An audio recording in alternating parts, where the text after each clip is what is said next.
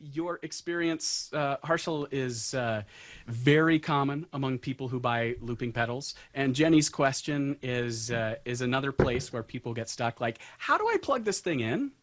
And then now that I plug it in, is mine broken? Because it's not like sounding like it's supposed to sound. It's supposed to be like, you know, musical and stuff.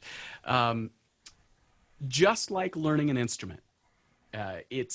It takes a little bit of practice and a little bit of knowledge to be able to make it sound like music. No matter what kind of looper you have, it's basically a little computer in there. And it doesn't know what your music is. And it doesn't really care.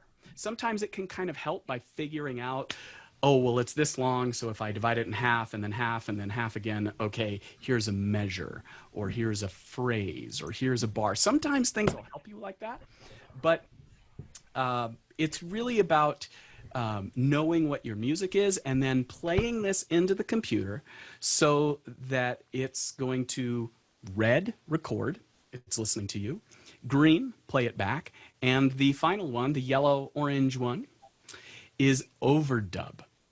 So let's get some terminology going here so it makes it a little easier to understand. And basically how all of them work, and I'll demonstrate on this big one because it's nice and easy to see.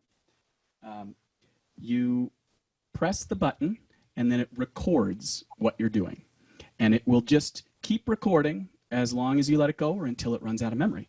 And then when you press the button again, it will start, it's in yellow mode right now, it'll start going into overdub mode in most loopers. And then when you press the button and it'll just keep being in overdub mode. And you can make just as many crazy layers as you want to make until it gets to be a little too crazy, and then you press the button that makes it stop.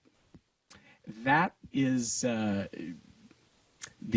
overview primer of press the button again, red, it will start and now green. Now obviously you're going to want a more musical kind of engagement than that.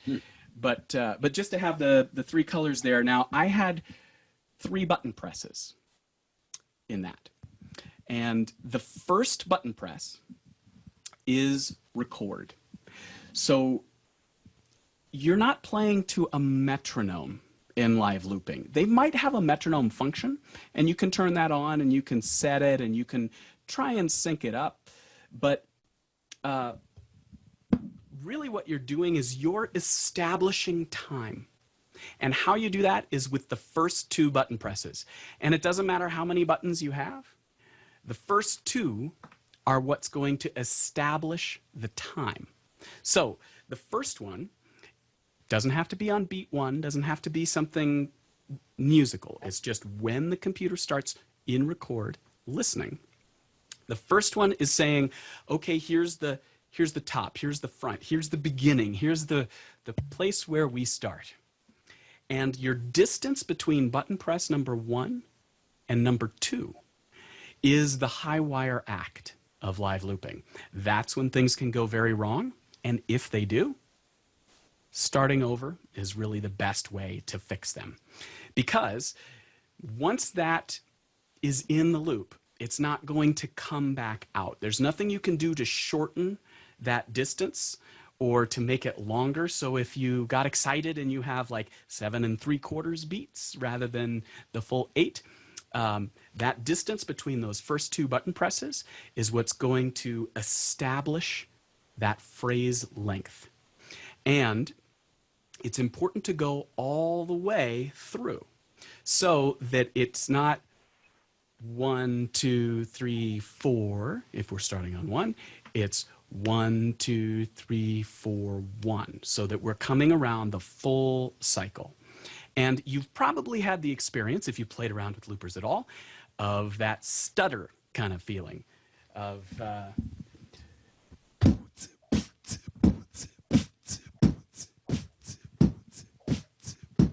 okay, that one's, you know, pretty good. That one feels like it's in the same place, right?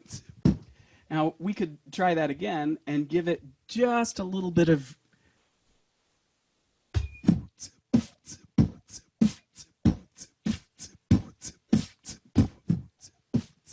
And now we hear this stutter because I pressed the button and then I started. And so it has this length that's not quite what's going to work musically. Now, no matter what else I stack on top of this, it's still going to have that happen every time. So the distance between your first two button presses is critical. Now, the good news about this is it doesn't really need to be something outside of you.